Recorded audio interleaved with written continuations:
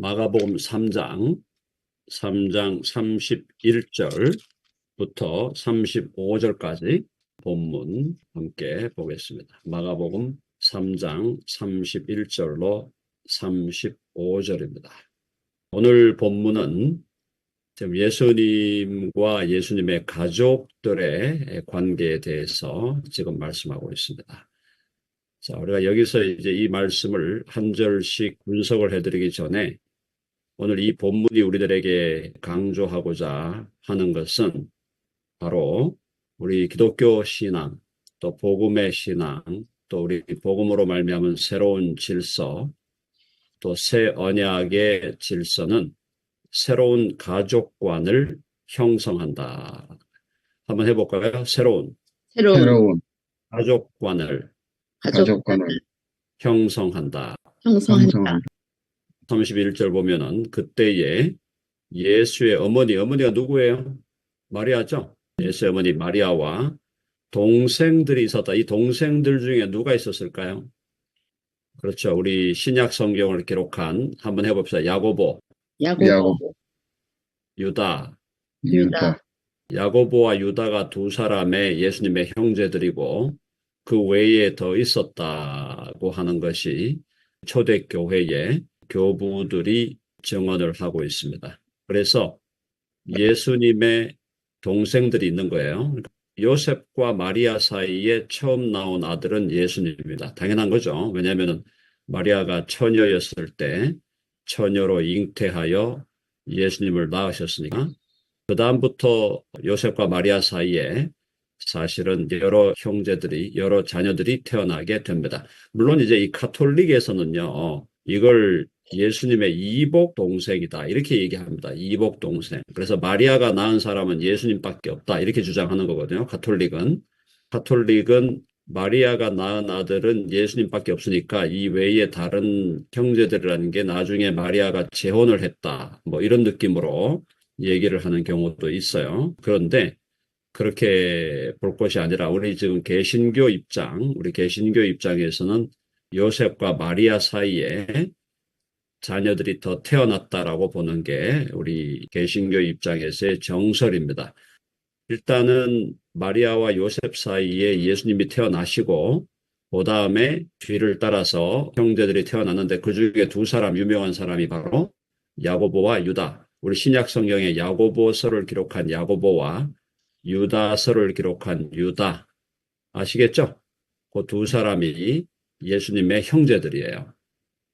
그래서 지금 이때 이 동생들은 아직 예수님을 안 믿는 겁니다. 예수님이 뭐 메시아라든가 예수님이 뭐 그리스도라든가 이런 거 믿지 않는 거예요. 지금 믿지 않고 있는 상태에서 동생들이 와서 밖에 서서 사람을 보내어 예수를 부르니 직접 가서 예수님께도 말하기도 거시기 하니까 밖에 서서 사람을 보내어 예수를 부릅니다. 자, 그래서 32절 보니까 무리가 예수를 둘러 앉았다가 여짜오되 보소서 당신의 어머니와 동생들과 누이들까지 있다는 것입니다. 여형제들이 있었다는 거죠. 누이들이 밖에서 찾나이다. 자, 어머니 마리아, 그 다음에 동생들 중에 여기서 동생은 남자 동생들이죠. 그러니까 야고보와 유다가 있었을 것이고 뭐 형제들이 한둘 더 있었을 걸로 보고 또 누이들이 밖에서 찾나이다. 그러니까 지금 마리아와 요셉 사이에 상당히 지금 많은 자녀가 태어났다라는 그 시대에도 사실 우리 한국 시대에 한국도 마찬가지지만은 결혼을 하면은 뭐 대여섯 명씩 놓는 거는 기본이었죠. 한국에는 뭐 9, 10 낳았잖아요. 그죠? 그러니까 이때도 많은 자녀들이 있었다라는 겁니다. 자, 여기서 지금 마리아도 찾고 있고 형제들도 찾고 있고 누이들도 찾고 있는데 자, 예수님의 대답이 놀라운 대답이에요. 33절 다 같이 시작. 대답하시되 누가 내 어머니며 동생들이냐 하시고 이 뭐예요? 옛 질서에 속한 혈연 관계를 극복하는 겁니다. 초월하는 거예요. 옛 질서에 속한 혈연 관계를 초월하는 거예요. 여러분 제가 말씀드렸죠. 구약에서 12지파는요. 다 생물학적인 피를 나눈 사람들이었습니다. 맞죠? 열두 지파는 다 야곱의 아들들이에요. 그러니까 적어도 야곱의 피를 다 나눈 아들들이었어요. 엄마는 달라요. 엄마는 레아가 있고 라헬이 있으니까. 자, 근데 그 질서를 지금 신약의 질서에서는 피를 나눈 사람이 모인 게 아니잖아요. 열두 제자가 다 다른 사람들이에요. 뭐 형제들이 있긴 했지만은 큰 틀에서 베드로와 안드레가 형제고 요한과 야고보가 형제지만은 그 둘들 외에는 모두가 다 사실은 생물학적인 피를 나눈 적이 없어요. 그런데 이 열두 사도들이 서로에게 뭐가 된 겁니까? 한번 해봅시다. 영적인 영적인 형제들이 되었다. 형제들이 뭘 얘기하는 거냐? 영적인 가족이 육적인 가족을 초월하고 능가하는 새로운 시대가 도래했다. 자, 이걸 정말 우리가 정말 깊이 우리가 깨달아야 됩니다. 특별히 우리 한국 기독교가 왜 좀 전문 용어로 메가리가 없느냐? 왜 한국 기독교가 왜 힘이 없고 정말 이렇게 강력한 이 폭발적인 능력이 없냐? 이게 왜 그런가 하면 혈연에 너무 집착하는 거예요. 혈연에. 피를 나눈 내 아버지, 피를 나눈 내 어머니, 피를 나눈 내 형제, 자매. 여기에 너무 집착을 하는 거예요. 이게 기독교적인 사고가 아닙니다. 이게 지금 유교적 사고예요. 유교적 사고. 그래서 예를 들어 지금 미국 교회 같은 경우는 그런 게 그래도 많이 극복이 돼 있죠. 유교 질서가 그렇게 강하지 않으니까. 그러니까 유교 질서가 강하지 않으니까 미국 교회 같은 경우는 자기가 평생 모은 재산이 있어도 재산을 자녀들에게 물려주지 않습니다. 자녀들에게 물려주는 경우는 거의 없어요. 다 선교 단체에 기부하거나 자기가 속했던 교회에 기부하거나 그렇게 하고 있죠. 미국인들 대부분은요. 근데 우리 한국은 안 그래요. 한국은 일단 무조건 내가 모은 재산은 자식에게 물려줘야 돼. 그 자식이 예수를 믿든 안 믿든 상관이 없어. 무조건 물려주고 가야 돼. 이게 굉장히 유교적인 생각이에요. 기독교적인 생각이 아닙니다. 지금 우리 주님께서 말씀하고 있는 것은 뭐냐면은 혈연의 질서를 극복하라는 거예요. 생물학적인 피를 나누냐 안 나누냐가 내 형제다 가족이다 이게 아니라는 거예요. 본질적으로 예수 그리스도의 피를 나누라는 겁니다. 예수 그리스도의 피. 저 사람하고 나하고 피 한 방울 안 섞였지만 예수 그리스도를 함께 믿으면 저 사람은 내 형제고 내 자매고 내 동생이고 내 형이고 내 아버지고 나이벌로 25살만 넘으면은 내 아버지 뻘이고 근데 이게 그래도 서구 기독교는 그런 대로 자리를 잡았어요. 물론 이제 이게 또 서구 기독교의 약점이 되긴 했죠. 왜냐하면 교회가 리버럴해지고 교회가 자유주의화되고 동성애자를 안수 주는 교회 거기다가 또 교회에다가 뭐 몰빵해가지고 뭐 몇백만 불, 몇천만 불을 유산으로 남기고 가잖아요. 그건 또 엄청나게 사실은 지혜롭지 못한 거죠. 그렇죠? 그러나 정말 성경이 말하는 혈연 관계를 초월한다는 거, 새로운 가족 관계가 생겼다는 게 너무너무 중요한 얘기예요. 자, 그래서 예수님 뭐라 그랬습니까? 33절에 대답되 누가 내 어머니이며 동생들이냐 딱 잘라버리잖아요. 누가 내 어머니이며 동생들이냐 하시면서 그래서 예수님이 멋진 거예요. 예수님은 정말 멋있는 분이에요.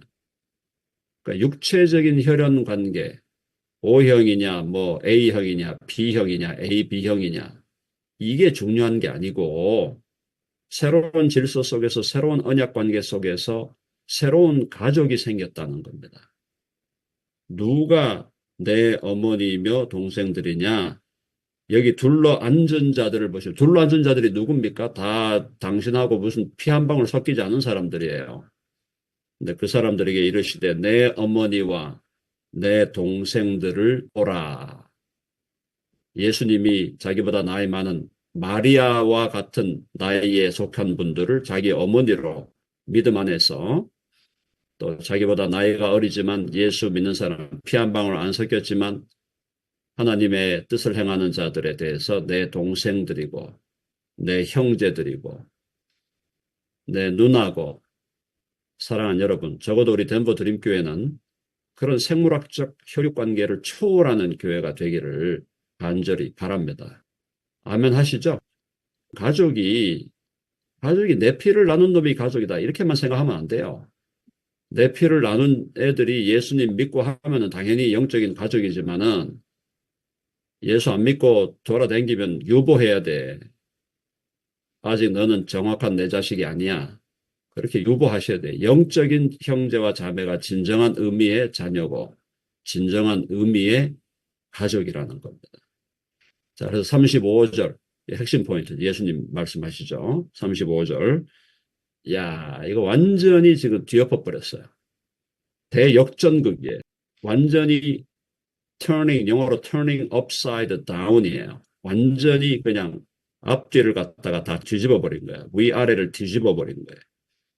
가족 관계를 사실은 좀 심한 얘기를 하면 해체시켜 버렸어요. 육체적, 생물학적 가족 관계를 해체시켜 버리고 영적인 가족 관계로 재편성했다. 자, 누구든지 하나님의 뜻대로 행하는 자가 내 형제요, 자매요, 어머니이니라. 여러분 아멘 하십니까? 자, 그럼 여기서 이제 핵심 포인트는 하나님의 뜻대로라는 말씀이죠. 하나님의 뜻대로. 하나님의 뜻대로 한다는 게 뭘까요? 여기서 하나님의 뜻대로 행하는 건 뭡니까? 요한복음 6장에 우리가 지난번에 주일날 제가 설교할 때 말씀을 드렸지만은 어떻게 하여야 하나님의 일을 하리까? 이렇게 얘기했거든요. 어떤 사람들이 예수님께 와가지고 제자들이 예수님께 와서 어떻게 하여야 하나님의 일을 하리까? 그러니까 예수님이 뭐라 그러셨냐면은 하나님이 보내신 자를 믿는 것이 하나님의 일이다. 하나님께서 보내신 자를 믿는 것이 하나님의 일이다. 그 말하고 똑같은 거예요. 그러니까 여기서 하나님의 뜻대로 행한다는 것은 하나님의 일을 하는 건데 하나님의 일을 한다는 것은 하나님이 보내신 자 예수 그리스도를 믿는 걸 얘기하는 거예요. 그러니까 예수 그리스도를 믿는 자는 다 내 형제요, 자매요, 어머니요, 아버지요, 삼촌이요, 고모요, 이모요. 결국은 여기서 하나님의 뜻대로 행한다는 것은 예수 그리스도를 나의 주와 구주로 믿고 그분을 내 마음속에 모시고 그분과 함께 동행하며 그분 안에서 사명자의 삶을 살아가는 것이죠. 예수님이 우리에게 주신 사명이 뭡니까? 예수님이 우리에게 주신 가장 중요한 사명이 뭐예요? 하나님을 사랑하고 형제를 사랑하고 그 다음에 땅끝까지 복음을 전하라. 그게 핵심이잖아요. 예수 그리스도를 믿는 사람의 직업은 다를 수 있고 그 사람이 사는 지역은 다를 수 있고 그 사람이 갖고 있는 무슨 취미도 다를 수 있고 취향도 다를 수 있고 여러 가지 엄청나게 다 다르지만은 저와 여러분이 예수 그리스도를 주와 구주로 믿을 때에 갖게 되는 하나님으로부터 받게 되는 사명 두 가지는 똑같다 이거예요. 위로 하나님을 사랑하고 아래로 형제와 자매를 사랑하고 둘째 땅끝까지 복음을 전하는 겁니다. 그것은 예수 믿는 사람 모두에게 하나님이 주신 사명이에요. 당신의 사명이 무엇입니까? 저는 특별한 사명이 없지만 적어도 하나님께서 하나님을 사랑하라 하셨고 사람을 사랑하라 하셨고 복음을 전하라 하셨으니 그게 저의 사명입니다. 그렇게 대답하면은 100점 만점에 100점인 거예요. 100점. 저는 특별한 사명 안 받았습니다. 그러나 하나님이 나에게 주신 성경에서 주신 그리스도인에게 주신 모든 그리스도인에게 주신 사명이 있는데 그게 뭐냐? 위로는 하나님을 내 마음과 뜻과 목숨과 힘과 모든 걸 다해서 하나님을 사랑하고 또 내 이웃을 내 몸처럼 사랑하고 그것이 새 언약 관계에서는 너희가 서로 사랑하라 그랬죠. 그 다음에 또 예수님께서 말씀하신 대로 너희는 가서 모든 민족으로 제자를 삼아 아버지와 아들과 성령의 이름으로 세례를 주고 내가 너희에게 분부한 모든 것을 가르쳐 지키게 하라. 오직 성령이 너희에게 임하시면 너희가 권능을 받고 예루살렘과 온 유대와 사마리아와 땅끝까지 이르러 내 증인이 되리라. 예수님이 하신 말씀 그대로잖아요. 그게 바로 우리에게 주신 사명이야. 그러니까 예수 그리스도를 주와 구주로 믿고 그분을 마음에 모시고 그분과 동행하면서 그분 우리에게 맡겨주신 사명의 삶을 살아가는 그 사람들하고 나하고 피 한 방울 안 섞였지만 그 사람이 내 동생이고 내 오빠고 내 아버지고 내 어머니다. 바꿔야 됩니다. 생각을 바꿔야. 근데 우리 한국 크리스천들, 한국 기독교가 140년 했지만 이게 안 바뀌어지더라고요. 이게 안 바뀌어져요. 이걸 극복하는 사람들이 제가 평생 교회 생활 60년 했는데 거의 만나보지를 못했습니다. 더러더러 있어요. 더러더러 있는데 정말 100명 중에 1명 정도 될까 할 정도예요. 그런 분들은 저에게 공공연하게 그렇게 얘기합니다. 제가 우리 자식들 예수 안 믿는데 내가 돈 왜 물려줍니까? 내 유산은 다 선교단체, 교회에 다 기부하겠습니다.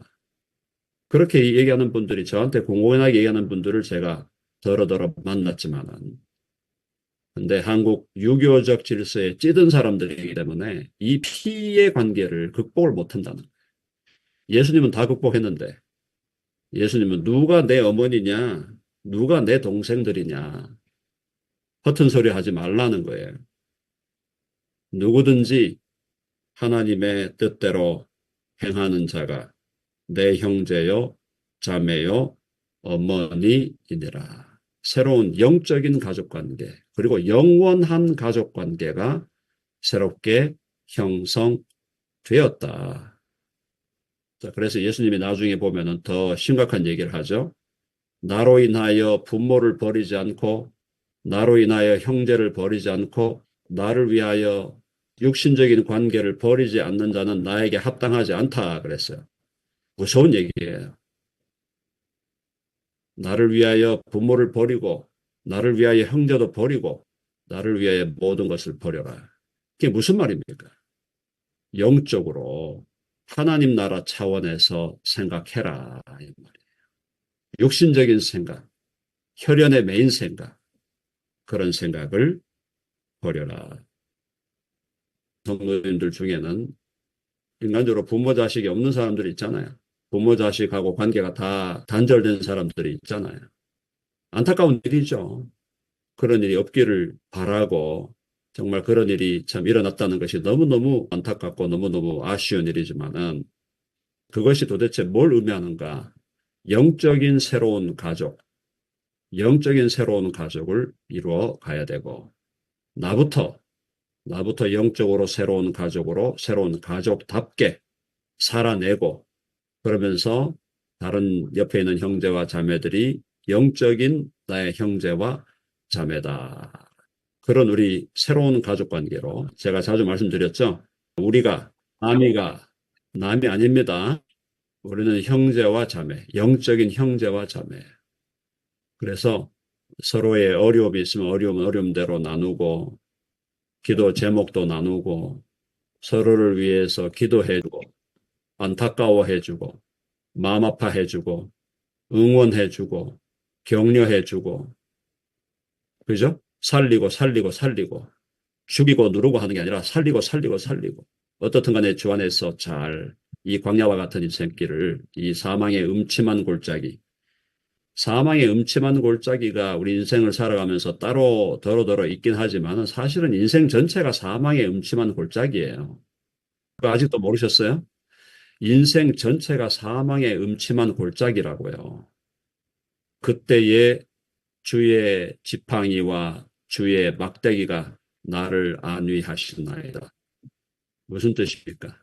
이 사망의 음침한 골짜기를 갈 때 이 길을 같이 가면서 서로 격려하면서 서로 응원하면서 서로 손 붙들고 밀어주고 당겨주고 이렇게 갈 수 있는 이 영적인 공동체, 이 영적인 가족, 이 교회가 정말 새로운 하나님의 새 언약의 질서 속에서 새로운 가족으로 하나님이 만들어가고 계신다. 그걸 깨달을 때 우리는 새로운 눈을 열어서 정말 서로를 위하여 기도하고 서로를 위하여 섬기고 응원하고 서로에게 힘을 주고 서로에게 에너지를 주고 그러한 공동체가 될 때 예수님이 오늘 말씀하신 이 관계, 이 새로운 영적 관계, 영적인 가족의 관계를 우리가 더 밀도 있게, 더 끈끈하게 형성해 가는 그런 우리 교회가 되어서 하나님께서 기뻐하시고 또 많은 사람들을 주께로 인도하는 그런 교회가 되기를 바랍니다. 여러분 아멘 하시죠? 아멘.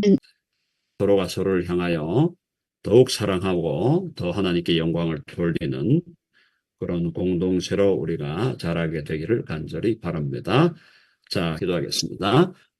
하나님 아버지, 우리 주님께서 오셔서 육신적인 혈육관계, 세상적인 혈육관계를 정리하고 예수 그리스도를 주와 구주로 믿는 모든 사람들이 우주적인 가족, 우주적인 영적인 식구들을 형성하게 되었다는 것을 오늘 말씀을 통하여 확인하였습니다.